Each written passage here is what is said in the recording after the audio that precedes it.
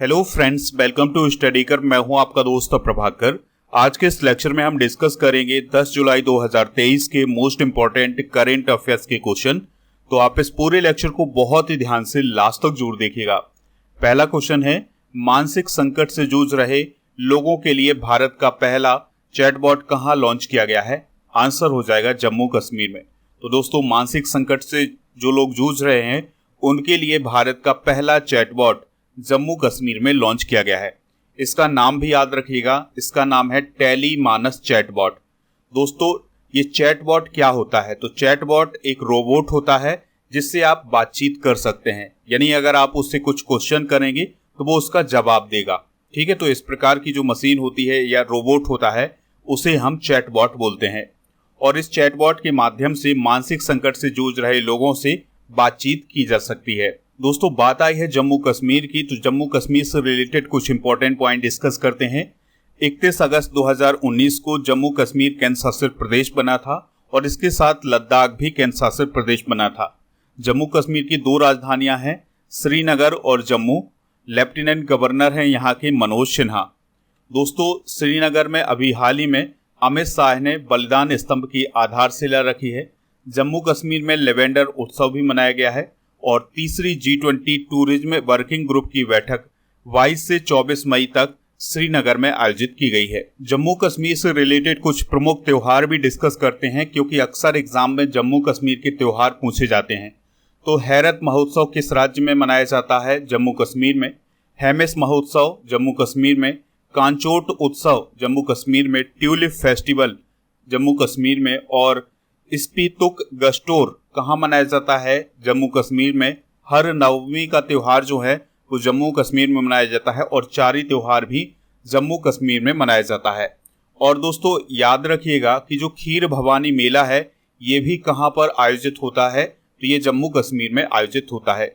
Lithium के भंडार कहाँ पाए गए हैं दोस्तों? तो लिथियम के जो भंडार हैं भारत में वो कहाँ पाए गए हैं? जम्मू कश्मीर में पाए गए हैं। आप इस पूरे लेक्चर को बहुत ही ध्यान से लास्ट तक जरूर देखिएगा। लास्ट में एक क्वेश्चन पूछा जाएगा जिसका आंसर आपको कमेंट बॉक्स में देना है। दोस्तों, अगर आप चैनल पर पहली बार आए हैं तो सब्सक्राइब कर लें, बेल आइकन भी दबा लें जिससे आपको समय पर सबसे पहले नोटिफिकेशन मिल सकेगा। पीडीएफ अगर आपको डाउनलोड करना है तो वो मिलेगा हमारे टेलीग्राम चैनल पर, और टेलीग्राम पर जाइए आप, स्टडी कर ऑफिशियल सर्च करेंगे तो आपको हमारा चैनल मिल जाएगा। चैनल को ज्वाइन करेंगे तो पीडीएफ भी मिल जाएगा। इसके अलावा हमारे ऐप पर भी पीडीएफ उपलब्ध है, तो दोस्तों ऐप को डाउनलोड कर लीजिएगा। ऐप का लिंक डिस्क्रिप्शन बॉक्स में दिया गया है। दोस्तों, अगर आपको लेक्चर पसंद आता है तो आप इसे लाइक करें, शेयर करें सभी दोस्तों को सभी सोशल मीडिया प्लेटफॉर्म पर। अगला क्वेश्चन है, एनसीसी ने सभी कैडेटों के जीरो बैलेंस खाता खोलने के लिए किसके साथ समझौता किया है? आंसर हो जाएगा एसबीआई। तो दोस्तों, स्टेट बैंक ऑफ इंडिया के साथ अभी एनसीसी ने समझौता किया है। यहाँ पर ऑप्शन की बात करें तो एचडीएफसी का नाम आया है। तो दोस्तों, भारत का सबसे बड़ा बैंक कौन बन गया है? अब एचडीएफसी बन गया है। अभी हाल ही में एचडीएफसी लिमिटेड और एचडीएफसी बैंक का विलय हुआ है। उसके बाद से जो एचडीएफसी बैंक है यह भारत का सबसे बड़ा बैंक बन गया है। एसबीआई के अध्यक्ष याद रखिएगा कौन है? दिनेश कुमार खारा है। चलिए न्यूज को कवर करते हैं। तो एनसीसी ने सभी कैडेटों के जीरो बैलेंस खाते खोलने के लिए एसबीआई के साथ अभी हाल ही में समझौता किया है और इस समझौते पर हस्ताक्षर किए हैं। अभी हाल ही में 7 जुलाई 2023 को रक्षा मंत्री राजनाथ सिंह ने नई दिल्ली में एक एनसीसी इंटीग्रेटेड सॉफ्टवेयर को भी लॉन्च किया है। बात करते हैं एनसीसी की, तो इसका फुल फॉर्म होता है नेशनल कैडेट कॉर्प। दोस्तों, यह कब से एक्टिव है भारत में? तो यह 16 जुलाई 1948 से एक्टिव है। इसका मुख्यालय नई दिल्ली में है और इसके वर्तमान में महानिदेशक हैं लेफ्टिनेंट जनरल गुरबील पाल सिंह। चलिए दोस्तों, अब हम भारत के रक्षा बलों के कुछ प्रमुख डिस्कस करते हैं। तो वर्तमान में चीफ ऑफ डिफेंस स्टाफ कौन है? लेफ्टिनेंट जनरल अनिल चौहान, जो कि भारत के दूसरे सीडीएस हैं। पहले सीडीएस थे बिपिन रावत जी। भारतीय थल सेना के अध्यक्ष कौन है? जनरल मनोज पांडे, जो कि 29वें थल सेना अध्यक्ष हैं। भारतीय थल सेना उपाध्यक्ष कौन है? एमबी सुचेंद्र कुमार। भारतीय वायुसेना अध्यक्ष कौन है? विवेक राम चौधरी। भारतीय वायुसेना उपाध्यक्ष कौन है? अमरप्रीत सिंह। भारतीय नौसेना अध्यक्ष कौन है? Admiral R Hari Kumar. भारतीय नौसेना उपाध्यक्ष कौन है? संजय जसजीत सिंह। भारतीय तटरक्षक बल महानिदेशक कौन है? BS पठानिया। और सीमा सड़क संगठन यानी BRO के महानिदेशक कौन है? राजीव चौधरी। नेक्स्ट क्वेश्चन है, ग्लोबल क्राइसिस रिस्पांस ग्रुप के चैंपियन ग्रुप में कौन सा देश शामिल हुआ है? तो भारत शामिल हुआ है। दोस्तों, अगर हम यहाँ पर ऑप्शन की बात करें तो सूडान की बात आई है, तो सूडान में फंसे भारतीयों के लिए ऑपरेशन कावेरी अभी हाल ही में चलाया गया था। सूडान में गृह युद्ध चल रहा था और उसमें भारतीय फंस गए थे, तो उनको निकालने के लिए कौन सा ऑपरेशन चलाया गया था? ऑपरेशन कावेरी चलाया गया था। श्रीलंका की बात करें तो विश्व बैंक ने श्रीलंका को अभी हाल ही में $700 मिलियन की सहायता राशि को मंजूरी दी है। और नेपाल की बात करें तो रामचंद्र पौडेल जो हैं वो नेपाल के नए राष्ट्रपति बने हैं। दोस्तों, ग्लोबल क्राइसिस रिस्पांस ग्रुप, जिसे हम GCRG के नाम से जानते हैं, तो उसका गठन मार्च 2022 में संयुक्त राष्ट्र के जो महासचिव हैं एंटोनियो गुटेरेस, उनके द्वारा की गई थी। और इस ग्रुप का जो उद्देश्य है वो है खाद्य सुरक्षा, ऊर्जा और फाइनेंसिंग से जुड़ी चुनौतियों का समाधान करना है। दोस्तों, GCRG की बात करें तो इसकी देखभाल चैंपियन ग्रुप के द्वारा की जाती है। और इस चैंपियन ग्रुप में बांग्लादेश, बारबाडोस, डेनमार्क, जर्मनी और इंडोनेशिया और इसके अलावा सेनेगल के जो हेड ऑफ स्टेट हैं, हेड ऑफ गवर्नमेंट हैं, वो इसमें शामिल हैं। तो अब इसी चैंपियन ग्रुप में कौन शामिल हो गया है? भारत शामिल हो गया है। दोस्तों, संयुक्त राष्ट्र की बात आई है तो संयुक्त राष्ट्र से रिलेटेड कुछ इंपॉर्टेंट पॉइंट डिस्कस करते हैं। इसकी स्थापना 24 अक्टूबर 1945 को हुई थी। इसमें 193 देश सदस्य हैं और इसकी जो भाषाएं हैं वो है रसियन, अंग्रेजी, फ्रेंच, अरबी, चाइनीज और स्पेनिश। इसका आदर्श वाक्य है स्वस्थ ग्रह पर शांति, गरिमा और समानता। इसके वर्तमान में महासचिव हैं एंटोनियो गुटेरेस और इसका मुख्यालय है न्यूयॉर्क, अमेरिका में। और दोस्तों, संयुक्त राष्ट्र का जो प्रमुख उद्देश्य है वो है अंतरराष्ट्रीय शांति को बढ़ावा देना। नेक्स्ट क्वेश्चन है, भारत के निर्वाचन आयुक्त डॉक्टर अनूप चंद्र पांडे राष्ट्रपति चुनावों का निरीक्षण करने के लिए किस देश के दौरे पर हैं? आंसर है उज्बेकिस्तान। तो दोस्तों, उज्बेकिस्तान में राष्ट्रपति चुनाव शुरू हुए हैं और उसमें अनूप चंद्र पांडे निरीक्षण करने के लिए गए हुए हैं। यहाँ पर क्वेश्चन के ऑप्शन की बात करें तो फिनलैंड के जो नए प्रधानमंत्री बने हैं वो कौन बने हैं? पेटेरी ओरपू बने हैं। पाकिस्तान की बात आई है तो पाकिस्तान ने अभी हाल ही में शैक्षणिक संस्थानों में होली पर प्रतिबंध लगाया है। न्यूजीलैंड की बात आई है तो प्लास्टिक उत्पाद बैग पर प्रतिबंध लगाने वाला पहला देश बना है। तो दोस्तों, भारत के जो निर्वाचन आयुक्त हैं डॉक्टर अनूप चंद्र पांडे, तो वो 9 जुलाई 2023 को होने वाले प्रारंभिक राष्ट्रपति चुनाव संचालन का निरीक्षण करने के लिए उज्बेकिस्तान गए हुए हैं और 3 सदस्यीय प्रतिनिधि मंडल का वो नेतृत्व कर रहे हैं।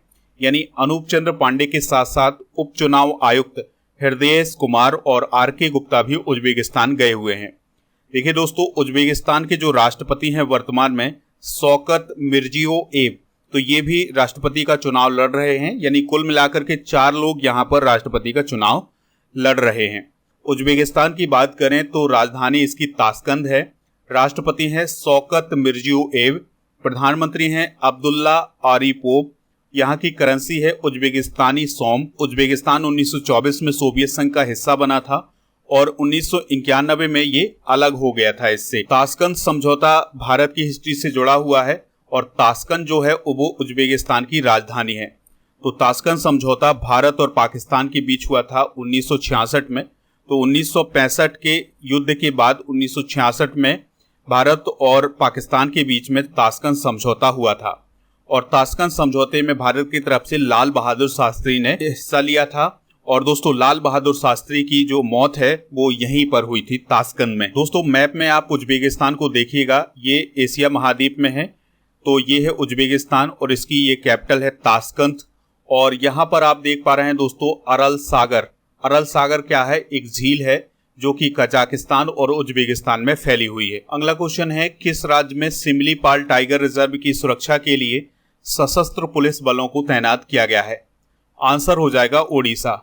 तो दोस्तों, जो सिमलीपाल टाइगर रिजर्व है वो ओडिशा में स्थित है और इसकी सुरक्षा के लिए सशस्त्र पुलिस बलों को तैनात किया गया है। तो ओडिशा सरकार ने सिमलीपाल टाइगर रिजर्व में 2700 किलोमीटर के क्षेत्रफल में 2 रिजर्व क्षेत्र की सुरक्षा के लिए सशस्त्र पुलिस बलों को तैनात किया है, यानी पुलिस को तैनात किया है। दोस्तों, सिमलीपाल टाइगर रिजर्व जो है वो जाना जाता है मेलानिस्टिक बाघ के लिए। ये बाघ आप देख पा रहे हैं, ये सामान्य बाघ से कुछ अलग बाघ दिखाई दे रहा है। इसमें जो काली धारियां हैं दोस्तों, ये बहुत अधिक हैं। और ये काली धारियां क्यों है? क्योंकि इसमें मेलानिन नामक जो पिगमेंट है वो अधिक पाया जाता है। तो इस प्रकार के जो बाघ होते हैं उन्हें हम मेलानिस्टिक बाघ बोलते हैं। तो इन्हीं की सुरक्षा के लिए अभी हाल ही में सशस्त्र पुलिस कर्मियों को तैनात किया गया है सिमलीपाल टाइगर रिजर्व में। दोस्तों, सिमलीपाल टाइगर रिजर्व को औपचारिक रूप से साल 1956 में एक बाघ अभयारण्य के रूप में नॉमिनेट किया गया था। फिर 1973 में ये प्रोजेक्ट टाइगर के अंतर्गत लाया गया और इसे जून 1994 में भारत सरकार द्वारा बायोस्फीयर रिजर्व घोषित किया गया था। और भौगोलिक दृष्टि से अगर हम देखें इसे, तो यह पूर्वी घाट के पूर्वी छोर पर स्थित है। यहाँ पर आप देख पा रहे हैं, ये है उड़ीसा का मैप। और उड़ीसा के जो मुख्यमंत्री हैं वो कौन है? नवीन पटनायक हैं। और गवर्नर याद रखिएगा गणेशी लाल हैं। उड़ीसा के पड़ोसी राज्य कौन कौन से हैं? छत्तीसगढ़, झारखंड, पश्चिम बंगाल, आंध्र प्रदेश। और उड़ीसा के पूर्वी भाग में कौन है? बंगाल की खाड़ी है। और भुवनेश्वर जो है वो उड़ीसा की राजधानी है। नेक्स्ट क्वेश्चन है, अर्बन 20 मेयरल शिखर सम्मेलन कहाँ आयोजित किया गया है? तो यह गुजरात के गांधीनगर में आयोजित किया गया है। यानी दोस्तों, शहरों के मेयर इसमें शामिल हुए थे। तो G20 के अंतर्गत बहुत सारी मीटिंगें हो रही हैं। इसी के अंतर्गत अर्बन 20 मेयरल शिखर सम्मेलन आयोजित हुआ है गांधीनगर में। और इसमें भारत के 35 शहरों के प्रतिनिधि शामिल हुए थे। इसके अलावा विश्व भर के 57 शहरों के प्रतिनिधि भी इसमें शामिल हुए थे। और इसका उद्देश्य था महापौरों और शहर के अधिकारियों के बीच चर्चा और ज्ञान को साझा करना। इसका उद्घाटन किसने किया था? तो गुजरात के जो मुख्यमंत्री हैं भूपेंद्र पटेल और आवास और शहरी मामलों के जो राज्य मंत्री हैं कौशल किशोर, उनके द्वारा इसका उद्घाटन किया गया था। दोस्तों, यहाँ पर G20 की बात आई है तो G20 की बहुत सारी बैठकें हो रही हैं। तो जो अभी हाल ही में बैठकें हुई हैं उनको एक बार डिस्कस कर लेते हैं। तो G20 लेबर एंगेजमेंट ग्रुप की बैठक पटना में हुई है। G20 पर्यटन कार्य समूह और पर्यटन मंत्री स्तरीय बैठक अभी हाल ही में गोवा में आयोजित की गई है। महिला 20 शिखर सम्मेलन चेन्नई में हुआ है। G20 digital economy working group conference Pune में हुई है। G20 third framework working group की बैठक कोच्चि में हुई है। G20 भ्रष्टाचार विरोधी कार्य समूह की बैठक टिहरी उत्तराखंड में आयोजित की गई है। और दूसरी व्यापार और निवेश कार्य समूह की बैठक बेंगलुरु में आयोजित की गई है। तो ये हैं G20 से रिलेटेड महत्वपूर्ण बैठकें जो अभी हाल ही में आयोजित की गई हैं। G20 की स्थापना 1999 में हुई थी। G20 में 19 देश और यूरोपीय यूनियन शामिल हैं। अगला क्वेश्चन है, एक्सिस इंडिया प्राइवेट लिमिटेड की ब्रांड एम्बेसडर कौन बनी है? आंसर हो जाएगा श्रद्धा कपूर। तो दोस्तों, एक्सिस इंडिया प्राइवेट लिमिटेड ने अभी हाल ही में एक्ट्रेस श्रद्धा कपूर को अपना नया ब्रांड एम्बेसडर बनाया है। कुछ ब्रांड एम्बेसडर भी डिस्कस कर लेते हैं 2023 के। तो स्टार स्पोर्ट्स ने ऋषभ पंत को अपना ब्रांड एम्बेसडर बनाया है। HSBC इंडिया के द्वारा विराट कोहली को ब्रांड एम्बेसडर बनाया गया है। फैशन हाउस गुच्ची के द्वारा अभी हाल ही में आलिया भट्ट को ब्रांड एम्बेसडर बनाया गया है। बंधन बैंक के द्वारा सौरभ गांगुली को ब्रांड एम्बेसडर बनाया गया है। और हर्बा लाइफ के द्वारा स्मृति मंधाना को ब्रांड एम्बेसडर बनाया गया है। नेक्स्ट क्वेश्चन है, हाल ही में किसे ब्रिटिश नेशनल अवार्ड मिला है? आंसर हो जाएगा शेखर कपूर को। तो दोस्तों, प्रसिद्ध फिल्म निर्देशक हैं शेखर कपूर। तो उन्हें what's love got to do with it के लिए बेस्ट डायरेक्टर का ब्रिटिश नेशनल अवार्ड प्रदान किया गया है। कुछ प्रमुख अवार्ड डिस्कस करते हैं जो कि अभी हाल ही में प्रदान किए गए हैं। तो पेन पिंटर पुरस्कार माइकल रोसेन को प्रदान किया गया है। पोइट्स ऑफ लाइट्स पुरस्कार दिया गया है राजेंद्र सिंह धट को। प्रिया AS को बाल साहित्य पुरस्कार दिया गया है मलयालम भाषा के लिए। डॉक्टर के वेणुगोपाल को IMA पुरस्कार दिया गया है। ऑर्डर ऑफ द नाइल से किसे सम्मानित किया गया है अभी हाल ही में? नरेंद्र मोदी जी को। अगला क्वेश्चन है, किसके द्वारा ओजोन और अल्ट्रावायलेट बुलेटिन जारी किया गया है? तो WMO के द्वारा अभी हाल ही में ओजोन और अल्ट्रावायलेट बुलेटिन जारी किया गया है। दोस्तों, WMO का फुल फॉर्म क्या होता है? वर्ल्ड मेट्रोलॉजिकल ऑर्गेनाइजेशन, यानी विश्व मौसम विज्ञान संगठन। तो इसके द्वारा अभी हाल ही में 7 सालों के बाद ओजोन और अल्ट्रावायलेट बुलेटिन जारी किया गया है और इस बुलेटिन में ये बताया गया है कि जो ओजोन की परत है उसमें लगातार सुधार हो रहा है। दोस्तों, ओजोन परत के संरक्षण के लिए साल 1985 में वियना कन्वेंशन हुआ था, जिसमें ओजोन संरक्षण पर अंतर्राष्ट्रीय सहयोग की रूपरेखा बनी थी। यानी कि वियना कन्वेंशन में ये तय किया गया था कि ओजोन परत को किस प्रकार से बचाया जाए। दोस्तों, ओजोन परत की बात आई है तो ओजोन का मापन किसके द्वारा किया जाता है, तो डॉप्सन स्पेक्ट्रोमीटर के द्वारा किया जाता है। और जो ओजोन परत है हमारे वायुमंडल में, वो किस मंडल में पाई जाती है, तो वह समताप मंडल में पाई जाती है। दोस्तों, ऑक्सीजन गैस का फॉर्मूला O2 होता है, लेकिन जो ओजोन गैस होती है उसका फॉर्मूला O3 होता है। अगला क्वेश्चन है और लास्ट क्वेश्चन है, गूगल ने किसे भारत का नया नीति प्रमुख नियुक्त किया है? आंसर हो जाएगा इसका श्रीनिवास रेड्डी को। तो गूगल के द्वारा अभी हाल ही में भारत का नया नीति प्रमुख श्रीनिवास रेड्डी को नियुक्त किया गया है और उन्होंने अर्चना गुलाटी का स्थान लिया है। गूगल के बारे में बात करें तो इसको स्थापित किया गया था 4 सितंबर 1998 को। इसके संस्थापक हैं लैरी पेज और सर्गी ब्रिन। दोस्तों, इसका हेडक्वार्टर है कैलिफोर्निया, अमेरिका में और इसके जो वर्तमान में सीईओ हैं वो हैं कौन? सुंदर पिचई। चलिए अब हम कल के करंट अफेयर्स को रिवाइज करते हैं, फिर इसके बाद जनरल नॉलेज के पिटारे को डिस्कस करेंगे। लास्ट में आपसे एक क्वेश्चन पूछेंगे जिसका आंसर कमेंट बॉक्स में देना है आपको। कल का पहला क्वेश्चन था, अंतरराष्ट्रीय खगोलीय संघ ने किसके नाम पर एक छोटे ग्रह का नाम रखा है? अश्विन शेखर के नाम पर। वेस्टल डे परेड में भारतीय वायुसेना के दल का नेतृत्व कौन करेगा? सिंधु रेड्डी करेंगी। ताइवान के द्वारा भारत की किस शहर में आर्थिक और सांस्कृतिक केंद्र खोला जाएगा? मुंबई में। वर्ल्ड हिंदू कांग्रेस 2023 का आयोजन कहाँ किया जाएगा? बैंकॉक में। ICAR की अनुसंधान सलाहकार समिति के अध्यक्ष के रूप में किसे नियुक्त किया गया है? बी नीरजा प्रभाकर को। भारत ने किस देश के साथ चुनावी सहयोग पर समझौते पर हस्ताक्षर किए हैं? पनामा के साथ। किस राज्य ने PM जन आरोग्य योजना के तहत बीमा कवर राशि को दोगुना किया है? गुजरात ने। कलर्स ऑफ डिवोशन पुस्तक किसके द्वारा लिखी गई है? अनीता भरत साह के द्वारा। मार्क रूट किस देश के प्रधानमंत्री थे जिन्होंने अपने पद से इस्तीफा दिया है? नीदरलैंड के। वैज्ञानिकों के अनुसार मानव इतिहास का सबसे गर्म महीना कौन सा रहा है? जून 2023 का। दोस्तों, आज के जनरल नॉलेज के पिटारे में हम भारत के प्रमुख शोध संस्थान डिस्कस करेंगे, जैसे केंद्रीय आलू अनुसंधान संस्थान शिमला में है, भारतीय मौसम वेधशाला पुणे में है, प्लाज्मा अनुसंधान संस्थान गांधीनगर में है, भारतीय खगोल संस्थान बेंगलुरु में है, केंद्रीय वनस्पति अनुसंधान संस्थान लखनऊ में है, भारतीय रासायनिक जैविक संस्थान कोलकाता में है और भारतीय पुरातत्व सर्वेक्षण विभाग का जो मुख्यालय है वो कोलकाता में है और केंद्रीय चावल अनुसंधान संस्थान कटक में है। कल के करंट अफेयर्स में जो क्वेश्चन पूछा गया था उसका आंसर था अश्विन शेखर। तो दोस्तों, इसका आंसर लगभग सभी लोगों ने अश्विन शेखर दिया है। ठीक है, तो इस प्रकार से आपसे जो क्वेश्चन पूछा जाए उसका आंसर आपको कमेंट बॉक्स में बताना है और जो भी आपको एक्स्ट्रा जानकारी पता हो वो भी आप कमेंट बॉक्स में जरूर बताया करिएगा। आज का जो क्वेश्चन है वो है, मानसिक संकट से जूझ रहे लोगों के लिए भारत का पहला चैट बॉट कहाँ लॉन्च किया गया है? तो जो भी इसका राइट आंसर हो कमेंट बॉक्स में जरूर बताइएगा। हमें इंतजार रहेगा आपके आंसर का। जय हिंद, वंदे मातरम।